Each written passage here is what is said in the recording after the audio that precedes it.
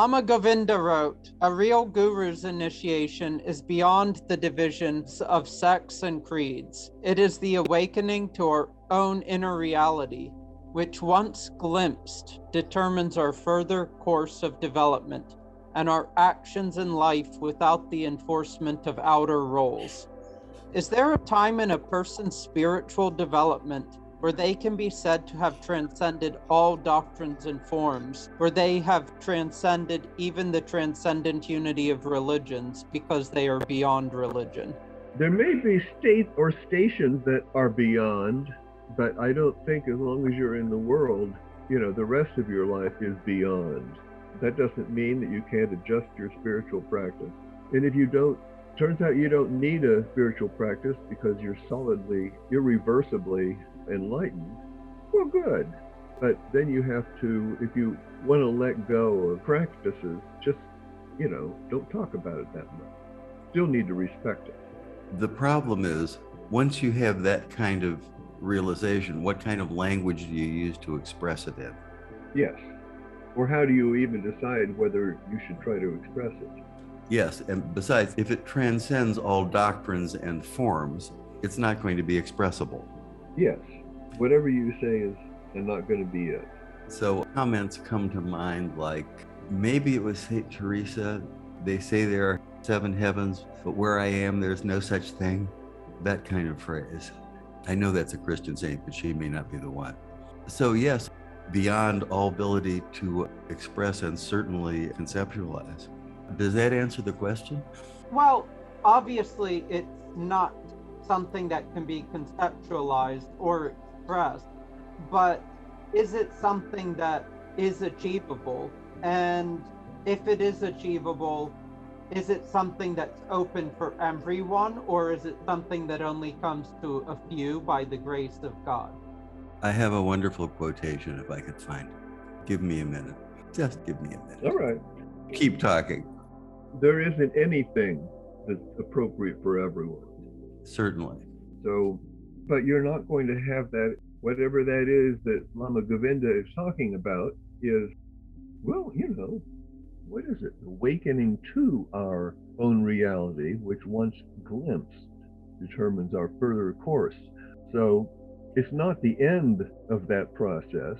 It's the insight experience, or whatever to call it, of awakening to our own inner reality and determines our course. So we go on, have, our development, our actions, and maybe you don't need rules enforced, but there might still be useful forms to follow or useful practices. In other words, you may find your way to the right practice because you've got a glimpse of your inner reality, and you certainly might want to ride that. Right. But this description is not final end. It's, the supreme spiritual state, but it just indicates that you get something from the guru that, awakens you, to your inner life, to another reality, a better reality, and then you continue on your life with that, whatever understanding you had, and it should get greater and greater as you go on if you've taken it seriously. Keep talking. There's a realm in which you, as we've said before, you can't say anything about. And the only people who can understand it are the people who dwell there. Other people may have some understanding, but they don't know it. They can't without some experience, even if it's just waking up one day and seeing things different. I do believe that it's possible for all of us to actually experience that state. It's available to all of us, but it's about how ready one is to be able to see that in their own experience and acknowledge that state. But whether that state stays there forever, I don't think so. Yeah, not necessarily. Right. I think, it doesn't. I don't know. Everyone has some idea of why they have spiritual path or pursuits, and transforming even the transcendent unity of religions, sure, but I don't think they can live there.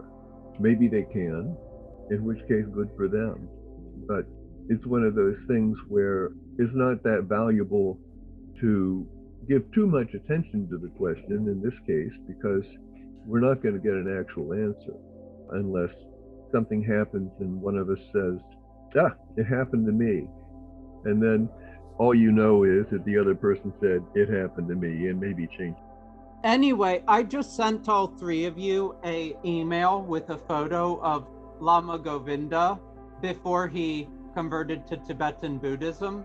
And Before. This photo was taken during a certain Sufi phase of his in Algeria in the 1920s. And I sent it because it's actually in a book I have, and it's not a photo you can find online. And it's just, I don't know, it's just something I like. It's like you can tell that this guy was serious about what he was doing, and that he was, too many times you look into the eyes or the face of many of the modern teachers or gurus, and there's nothing there, but there's something here in this guy's countenance. Yeah. I mean, a sparkle in the guru's eye doesn't necessarily prove anything, but most people who have transcended a whole lot of stuff tend to have a twinkle in their eye because they know that there's a lot you don't have to take so seriously. I had not seen this picture of him. No, neither had I. But I agree, he looked serious and peaceful. Most of the pictures of him, if you look him up when he's older and he's spent the previous 40 years of his life studying Tibetan Buddhism, and he has like the long kind of beard of the guru and everything. So this one's a bit different, but I see this picture and I can imagine him and Ahmed Alawi or Sheikh Isa sitting down for a mint tea in the Maghrib discussing metaphysics. Well, maybe he did. He was in the right place for some of that. Right place, right time. Yeah. Yes. Sheikh al-Bashir, did you find her quote? No, I didn't, but I'll find it offline. Okay. Shall we move on? Yes. Is there ever a point at which it is okay to say enough is enough regarding the world's religions and to embark on a path of personal spirituality? You have to embark on a path of personal spirituality. And in many ways, every path is. Yes, and sure, I'm sure there's a point which you say, I've had enough of reading metaphysics. I've had enough of this, enough of that. I'm just going to be, and let that teach me. But, on the other hand, there are forms and practices that just might be a part of who you are while you're in this world. Doesn't prevent you from being on a path of personal spirituality, which is the only path there really is. Yes, I think that's well said. And it certainly is a personal commitment and a personal responsibility. Yeah, coming from a personal experience of some kind. Not necessarily an experience, but something from what you experience. I think it's a bit like walking on a tightrope. When I was first traveling the spiritual path, I did everything in my power to follow the various paths that I was on as strictly as I could, whether that was, various forms of Aurobidian Hinduism, Vedanta, or it was, Buddhist practice or Sufism or any of the likes. But at some point you have to realize every path is a personal path, and everyone is different within the sameness, within unity. And certain things resonate with you, and certain things help to propel you along the path better than other things. And so as time has gone on, I've realized, just holding a line to tradition is going to hold me back. So yes, to a certain extent, I formulated a personal spirituality, something that's within myself that cannot be expressed, but also with the philosophers such as Heraclitus and so on and so forth that resonate with me, but maybe not with others. But on the other hand, there has to be a reality check, because I see every day, whether it's reading on the news or seeing people in public that are unbelievably ignorant. And this is what we just started off with. And I look at myself in the mirror and I say, how do I know that I'm not as ignorant as them with regards to spiritual practice? Because the telltale sign of the ignorant is that they don't know that they're ignorant. And so forms and traditional religion helps to keep one away from some of the more gross mistakes that one can make in ignorance. So like I said, it's a tightrope walk. Yeah, but it doesn't have to be, it's a tightrope walk where you have a big long bar to balance yourself with. Yes. I mean, you don't want to go follow a path fearing moment by moment you're going to slip off. But there is a tightrope, just as there are, just as the barzakh, it only lets what's real go past, and something like that. That sounds a little mechanistic, but there is a fine line, and one wants to stay close to it because you have to navigate duality, but it's not exactly the same line for everybody. Galen, the early physician from Rome, said all things are healthy for the healthy. And I like to think of it that all things are healthy spiritually for the spiritually healthy. Just like eating honey can be extremely healthy, if you eat too much honey, it's very unhealthy. There are certain things that are like spiritual honey. They're good in moderation, but if you overdo them, they're going to destroy your psychic state. Yeah, I mean, because in that case, you've probably identified with it, which is not helpful. No. Well, back to the notion of all paths are personal paths. Yes, I think that's a point worth emphasizing. Even those situated within the world's great traditions, because as beautiful as they are, they can't do the work for you. Well, true. It has to be a personal involvement and commitment. Well, that's the thing. There's a point at which you acquire a kind of inner understanding and discernment, and you kind of have something going before you to make the crooked places straight if you let it. Yes. So, I mean, and that's when it becomes personal, when it's your personal experience and continues to unfold in your personal experience. We seem to have something that we call time to deal with. Yes. And that's another interesting thing, how you mentioned time. And, you've mentioned how fear makes one stupid, how fear destroys one's progress on the path.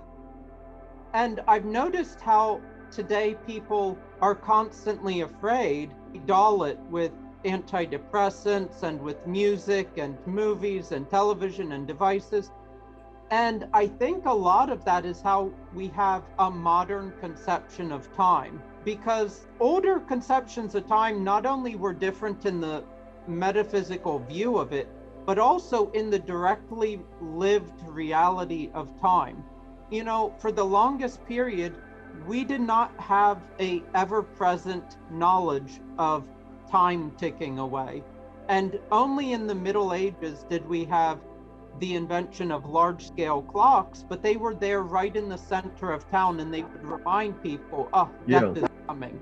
But they served a positive thing. But then once you start having watches and clocks in the house, then suddenly you have this kind of view of clock time rather than cosmic time. And that's has a very big impact on how we view the world spiritually, because spirituality is within the realm of cosmic time, not clock time. Yeah, clock time gives us a clear concept of incremental change, of segmented time that is not uniform and not, that the events that we experience in what we call time are a determinate time. In other words, that this time is different from that time, but really the proper relationship to time shouldn't change. Yes. And I agree. I think there are lots of other cultures and ancient cultures that have had more sense of that. Not to mention that almost every ancient, including ancient European view of time, was cyclical. Yes. It's really only, I don't know enough about Judaism to know if the origin was with Christianity or Judaism that has this concept of linear time, but I do know that it wasn't Roman or Greek, so it didn't come from the Levant. But this concept of linear time means that there's time towards something, time towards fulfillment. And it actually takes away from one being able to concentrate on the here and now. I think cyclical is much more conducive to a religious practice focused on the here and now.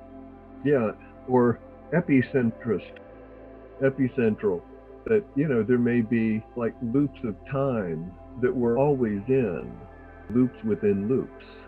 And, that's an opportunity to notice that time is not what we've taken it to be. And despite the uses of him by less than pleasant characters, metaphysically speaking, there's some very important concepts that Nietzsche put forth. That concept of eternal recurrence is essentially trying to get us back towards cyclical time. And if everything already occurred and already will occur, then essentially everything is here and now. Right. The Fui. What's that book by Eliade? The Myth of the Eternal Return? Yes. Yeah. So we're coming and going at the same time. There's that word time again. Yeah. Well, it's a derived term. I read a mathematical or scientific, supposedly, article that was talking about time really being a measure of entropy, and that time passes when there's an increase in entropy. And, it's an interesting idea, but it doesn't have very many qualities to it. And, it includes the assumption that things tend toward, maximum randomness, which makes sense, but probably isn't true. When I was in the Green Party, I had a sort of friend there, and he would write halfway long notes and share them.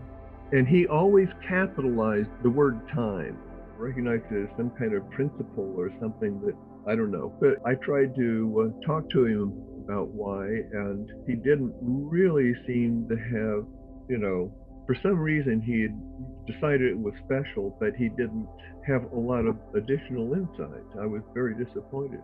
But he was stoned a lot of the time too. Maybe that's why it wasn't complete. Yeah. And of course, you do experience time differently in certain drug-induced states. But I appreciated it. Time is fundamental to our understanding of the world.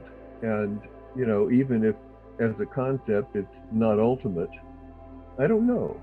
You probably wouldn't capitalize, he would probably capitalize matter, but I don't know how much time is an assumption or just collected descriptions of experience. I think a time is a measure of change, but that the eternal lurks behind every change. So it doesn't have to, I don't think it has to go a particular direction. But by default, it seems to go into the future. But there is no time in now, because time is a change. Time is an element of change. An object moves from here to there. A point moves on a graph, and time is usually the horizontal axis. But time itself, I think it's a way we've learned to measure. I think that article I read on time, it was trying to address that time is what we use to measure things, but that time, the distinction between time and change may be meaningless. Anyway, it was interesting at the time. There is a very interesting novel called Alexandria by a talented Irish author, British Irish author, Paul Kingsnorth. And it takes place in a post-apocalyptic future after, the environment was destroyed and everything. And basically, two religions kind of pop up. One kind of mega religion that's a cult of immortality that says you can live forever. And essentially, people go to Alexandria and they upload themselves into a computer. And the other religion is like this kind of earth-centric paganism that's focused on living in the here and now with communion with other people and plants and animals and the planet. And the interesting thing is that the people who live in the here and now end up essentially attaining immortality through the here and now, whereas those people that end up uploading themselves into the computer for immortality end up living 1,000 years until the computer breaks down. Yeah, it's almost like deciding to put yourself into cryo storage because, I don't know if you can have life apart from what we know as life. can have change. But I think it's an important moral that spiritually, when you're focused on the future, you lose the future. But when you're focused on the now, you gain the world. Yeah. Yes, well said, indeed. Yeah. And this isn't something new. I mean, Plato put this forth better than I can or anyone else can in dialogues such as the Phaedo, but it's worth repeating. Sure. Anyway, I think that's a good segue into the next question. Yes. From our friend Rilke. So, Rilke's famous poem, The Archaic Torso of Apollo, goes thus: "We cannot know his legendary head with eyes like ripening fruit, and yet his torso is still suffused with a brilliance from inside, like a lamp in which his gaze, now turned to low, gleams in all its power. Otherwise, the curved breast could not dazzle you so, nor could a smile run through the placid hips and thighs to that dark center where procreation flared. Otherwise, this stone would seem defaced beneath the translucent cascade of the shoulders, and would not glisten like a wild beast's fur, would not, from all the borders of itself, burst like a star, for here there is no place that does not see you. You must change your life." Now, the first parts of the poem revel in the here and now, but then there is the sudden exhortation at the end to change your life. How does one change here and now? By seeing things differently. Isn't that what this is about? Yes. Yeah. Okay. Change your, repent, turn it around, change your life. But the interesting thing is that it's an understandable thing to think about changing one's life. But I think ultimately you just experience the change. Yes, that's right. And it's not that you want to be different, but it's suddenly you are different. Right. That's where our self-ascribed uniqueness can show itself, but it doesn't come from myself. Yeah. It may change myself and people notice, and I notice, but yeah, maybe I should just say in the here and now, you don't do the changing. That sort of refers us back to time, doesn't it? It does indeed. Or to get back to my favorite philosopher, Heraclitus, all is flux, all is change. The thing that brings the most death is not change, but to stay static, to try to be the same.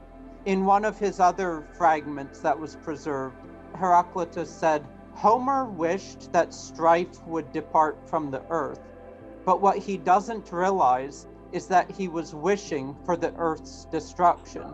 For without strife, there would be nothing. Because strife is what holds things together. Flux and change hold things together. This is that intangible thread woven through the entire fabric of the cosmos. And if you can understand that sort of conjecture between the here and now and eternal change, I think that's the key to opening up some of the doors of perception. And again, it gets back to issues of time and eternity and such. The Western religions, as they exist here and now, tend not to do as well as, let's say, Buddhism, which, for all of its limitations ontologically speaking, it's amazing in terms of its view of like time and eternity and change. Yeah. And the interesting thing is, if you really get deep into Tibetan practice with mandala training and stuff, you almost like realize that their practice of meditating on these images allows you to see the here and now within the change and the change within the here and now, and it all ends up becoming one, a unity, a unification of all the opposites. But then it gets back to practice, and that's the whole point of practice. It's not about talking about these things.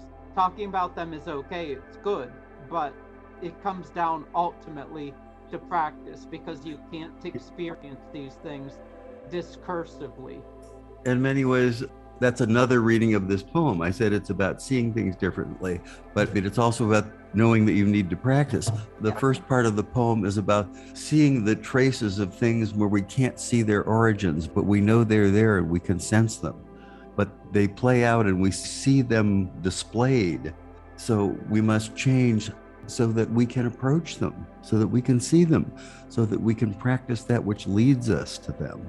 Exactly. You must change so that you can see the beauty of this torso of Apollo here and now, and not be wishing that you were 2,000 years ago to see it whole, or not to be wishing for some restoration of it. Because what he's saying is you lose something in each case. But yes, and besides, you can't see the head of the God of light anyway. Yes. What do you mean you can't see it? It's transcendent, it's beyond. Oh, I see. I was thinking that maybe he was often represented as having his head be the sun. Maybe that happens. Anyway, he's the God of light, or might we say he's the light of God. Yes, exactly. Which is everywhere, but you can't see the origin. Well, you're at the origin. Everywhere is the origin. Yes, exactly. Which is pretty amazing. Astounding. Yes.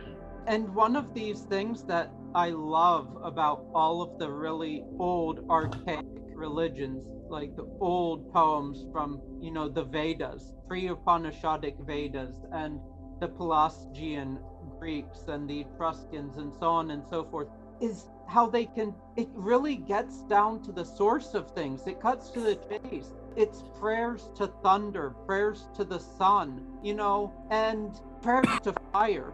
And I think that's something we need to do. We need to see fire for what it is. We need to see the sun for what it is. Not as a ball of gas, but something that gives us life every single second of our lives.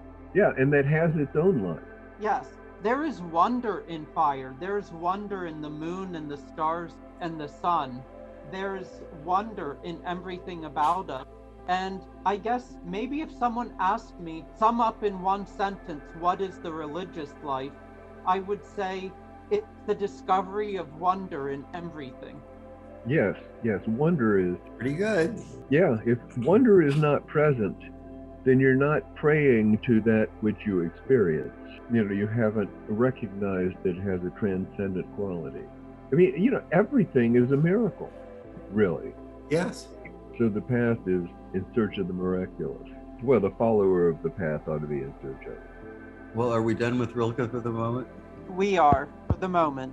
Novalis wrote, "To become properly acquainted with the truth, we must first have disbelieved it and disputed against it." I personally agree.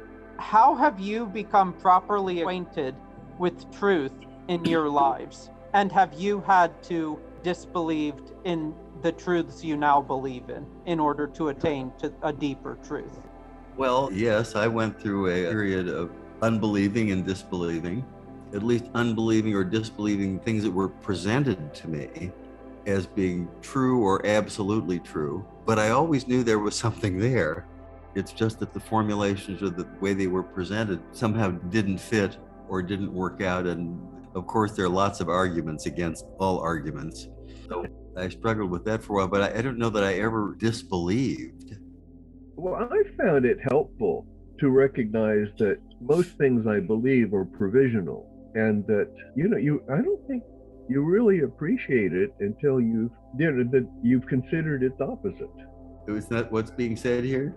Maybe not. But disbelief is kind of an opposite belief. What are the arguments that would seem to be against something that claims to be a truth? And if you find the fundamental limitation or fault in that argument, then you've disproved a certain assertion about it. Anyway, yeah, I do that.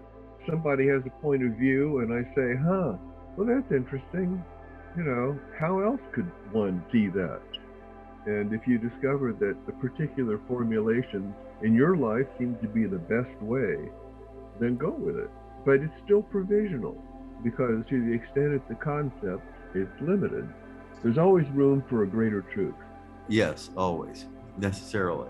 There's always room for a greater truth, and because language has its limitations, I find that expressions of truth in myth and story and poetry, even though ostensibly, factually, they're less true than their counterparts, for me, I find them to be capable of a greater truth. And I'll give the example that we're constantly bombarded with two sides of like evolution and Big Bang and creation ex nihilo. But if you get down into the old stories of and the old myths of the ancient peoples, you have this story of like the universe hatched out of the cosmic egg. And for me, that's more true than either of the other two options. It's not to say the universe actually did, but it resonates with me, and that's all I really need. Yeah, the egg, like the seed, is full of possibility, and it's only in attaching or growing those possibilities are realized. So, and the materialist cosmologists say that, similar things about the original singularity. They're talking about the same thing we're trying to talk about, but they only have a mathematical and materialist way to describe it. But alhamdulillah that, at least, despite all the new atheism and the materialism and everything, at least quantum mechanics and more recent discoveries in physics have opened the door to, different ways of viewing things that just simply didn't exist prior to Einstein and his theory of relativity. Because you have to realize that the entire century of the 1800s was so mechanistic that, essentially for most scientists in that period, the universe was just simply a giant clock. Everything was clockwork. There was no mystery, there was no wonder. And I think at least we've pretty much gotten past that. Well, yeah, I suppose. I think the common people may have never been, fully swallowed up by the mechanistic thing, but it is striking that the period you're talking about is one where, machines began to, lots of different machines and their distribution and their prevalence. And so it kind of seemed that way when the machine was the miracle. I wouldn't say it was a miracle. I mean... No, I mean, it was... I didn't mean it actually... everything's a miracle, but that's different. I didn't mean that people actually considered it a miracle. Some people, of course, did. Right. But they saw it as representing reality, and that's a hard thing to escape from. Friedrich Georg Junger actually said in one of his books, he said, if someone from the ancient world were to be teleported into the future, into our era, and saw one of our modern cities, they would think an evil demon created them. And I sort of think, yeah, that sounds about right. But when I think about that, I'm like, basically this is all what Tolkien was about. He was creating a modern mythology for Anglo-Saxon people, and essentially what he was putting forth here was there's this small agrarian faith-based community of people, and then there's Sauron, there's the evil mechanistic kind of perpetrators of all kinds of horrors. And I think as time has gone on, we've become better and better and better at masking the horrors. But the fact is, if you look to Newton's third law of thermodynamics or Carnot's theorem or any of these kinds of things, you realize that despite all of the narrative of saying that we become more and more efficient and produce more and more and more, the fact is we cannot produce things from nothing, and there's always inefficiency built into everything. And so what we do is waste. We waste more and more and more, and we destroy more and more and more, and rape the planet more and more and more. And anyway, I've gotten completely sidetracked here. I apologize. No reason to apologize, really. That happens in conversation. That's what makes these conversations good. If we stuck to the script, how boring would we be? Not that there is a script. It would be mechanical. That's right. We know how bad that is. If I was ever going to create a t-shirt and sell them on one of those sites, I think I would say, everyone has an opinion and philosophy, and it's valid, except for Cartesians, since we all know that they just run on clockwork. I mean, kind of like an inside joke, since Descartes essentially said that we were clockwork individuals. For all of his cogito ergo sum, he reduced us to automatons. So thank God I'm not a Cartesian. Thank God God didn't make me into a Cartesian. Well, is there a soul in the machine? Or is it just that we learn to construct the machine in our souls? I don't see the soul in the machine, but I do see the mask it wears, the face, the internal expression it has. And some machines are truly look diabolical to me. It's true. If any of you have ever, well, I don't even have to give the example, okay? There's Burlington, Ontario, which is a particularly egregious example, but I'm sure all of you have driven on I-95 up through Delaware and New Jersey. And that's diabolical. I haven't driven that. Ah, okay. It's just, factories like what Blake called the dark satanic mills, spewing flames into the air. Right. I remember having the same impression driving through parts of West Virginia where there were refineries and, it just looked dead. It looked really dead.